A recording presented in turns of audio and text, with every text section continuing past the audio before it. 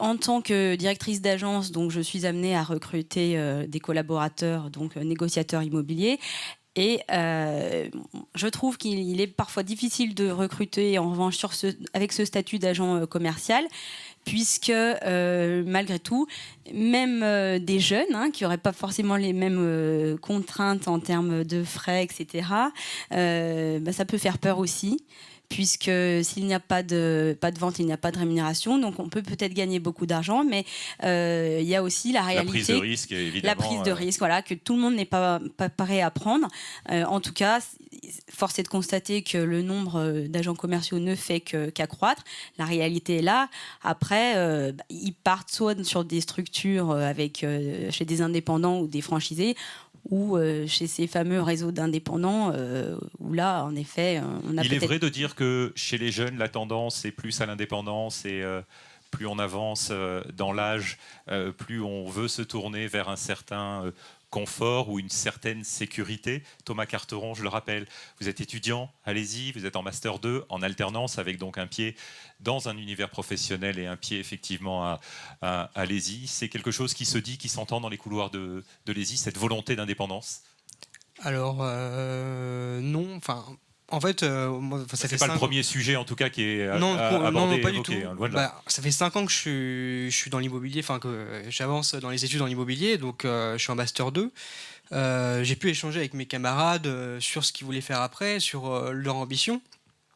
Et on est quasiment 99% à dire qu'on souhaite un CDI après le Master 2. Pour plus de sécurité, plus de confort ou alors, je pense que d'accentuer peut-être un sentiment d'appartenance. Je pense qu'il y a la sécurité, au travers d'une enseigne. Il y a la sécurité, mais aussi il y a la stabilité. C'est-à-dire que quand on est étudiant, financièrement, même si on est en alternance, parce que le SI est 100% en alternance. Oui, c'est très serré forcément. Voilà, on gagne un pourcentage du SMIC.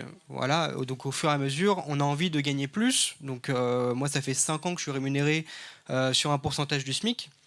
Forcément, quand je vais arriver en CDI, je veux gagner plus et je veux stabiliser ma vie par rapport à ça.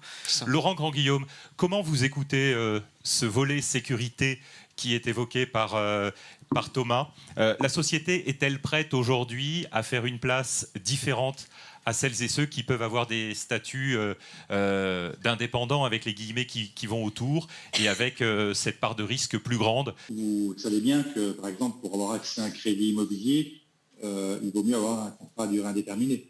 Vous le voyez parmi vos propres clients, et même pour avoir accès aujourd'hui à un logement en tant que locataire, dans des zones tendues, il faut montrer, entre guillemets, patte blanche, donc avoir un certain nombre de sécurité. Donc moi, je n'oppose pas, si vous voulez, salariat à indépendance. Je dis vraiment qu'il y a des transitions entre les deux. Il y a des personnes d'ailleurs qui font les deux. Il y a plus de 500 000 pluriactifs en France qui sont à la fois salariés et indépendants. Après, vous savez aussi que moi, je suis plutôt défenseur du régime de portage salarial, parce que je considère que des indépendants qui veulent avoir accès au chômage, à la retraite... ils ont qui est encore un autre statut. Tout à fait, un tiers. Et après, il y a des personnes qui choisissent, bien sûr, le salariat et qui veulent être en contrat à durée indéterminée. Et il faut défendre aussi, bien sûr, ces statuts et ces contrats à durée indéterminée. Mais il ne faut pas les opposer. Il faut dire juste que les personnes ont le choix et que si elles font ce choix, il faut être capable de travailler avec elles dans ce cadre-là.